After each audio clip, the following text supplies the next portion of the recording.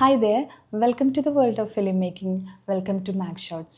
അപ്പോൾ ഞാൻ ഇന്ന് ഇവിടെ വന്നിരിക്കുന്നത് 5 ടിപ്സുമായിട്ടാണ്. ഷോർട്ട് ഫിലിം മേക്കേഴ്സിന് നിങ്ങളുടെ കയ്യിൽ നല്ല ഹൈ എൻഡ് ക്യാമറ ഉണ്ട്, അല്ലെങ്കിൽ നല്ലൊരു ഫോണുണ്ട്, പക്ഷേ ഇതൊക്കെ ഉണ്ടായിട്ടും നിങ്ങളുടെ ഷോർട്ട് ഫിലിമിന് ഓഡിയൻസ് അറ്റൻഷൻ ഗ്രാബ് ചെയ്യാൻ പറ്റിയില്ല എന്നുണ്ടെങ്കിൽ അത് നിങ്ങളുടെ സ്റ്റോറി സ്ട്രോങ് അല്ലാത്തത് കാരണമാണ്. So if your story is boring, ആരും കാണില്ല. So no one will care. So അപ്പം നമ്മൾ സ്റ്റോറി എപ്പോഴും സ്ട്രോങ് ആയിരിക്കാനാണ് നമ്മൾ ശ്രദ്ധിക്കേണ്ടത്. ഫസ്റ്റ് ടിപ്പ് നമ്മൾ പറയുന്ന എല്ലാ ബിഗിനേഴ്സ് ആയിട്ടുള്ള ഫിലിം മേക്കേഴ്സും ശ്രദ്ധിക്കേണ്ട ഒരു കാര്യമാണ് നമ്മുടെ സ്റ്റോറി ഷുഡ് ബി സ്ട്രോങ്. അപ്പോൾ ഏറ്റവും ഇമ്പോർട്ടൻ്റ് ആയിട്ടുള്ള കാര്യം നമ്മുടെ സ്റ്റോറി സ്ട്രോങ് ആയിരിക്കുക എന്നുള്ളതാണ്. കൂടാതെ നിങ്ങളുടെ സ്റ്റോറിയിൽ ഈ 3 കാര്യങ്ങളുണ്ടോ എന്ന് നിങ്ങൾ ശ്രദ്ധിക്കണം. 3 കാര്യങ്ങളിലാണ് നിങ്ങൾ ഫോക്കസ് ചെയ്യേണ്ടത്.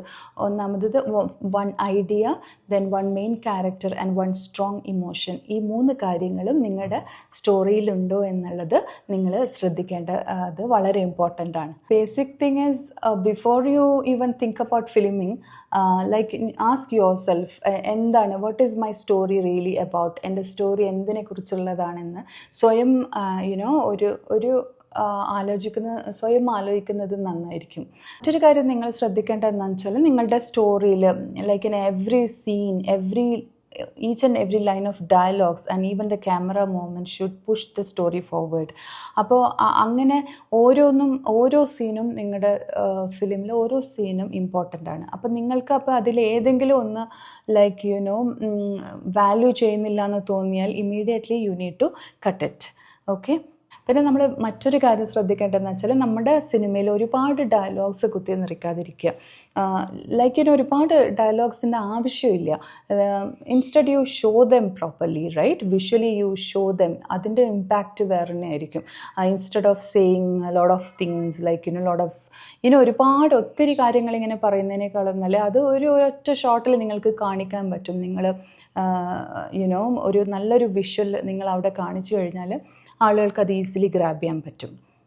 പിന്നെ നമ്മൾ ശ്രദ്ധിക്കേണ്ട മറ്റൊരു കാര്യം ഓഡിയോ ആണ് കേട്ടോ. ഓഡിയോ സൗണ്ട് ശരിയായിട്ടില്ലെങ്കിൽ people will immediately scroll away. Instant ആയിട്ട് അവർ സ്ക്രോൾ ചെയ്ത് പോകും.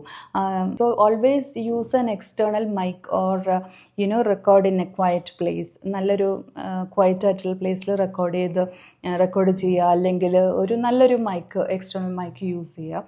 സോ സൗണ്ട് ഓൾവേസ് നല്ല ക്ലാരിറ്റി ഉണ്ടായിരിക്കണം എന്നുള്ളതാണ് നിങ്ങൾ ശ്രദ്ധിക്കേണ്ട മറ്റൊരു കാര്യം. പിന്നെ അടുത്ത ഇമ്പോർട്ടൻ്റ് ആയിട്ടുള്ള കാര്യം ലൈറ്റിംഗ് ആണ്. ഓഫ് കോഴ്സ് ലൈറ്റിംഗ് വളരെ ഇമ്പോർട്ടൻ്റ് ആയിട്ടുള്ള ഒരു കാര്യമാണ്. So but you don't need a fancy light.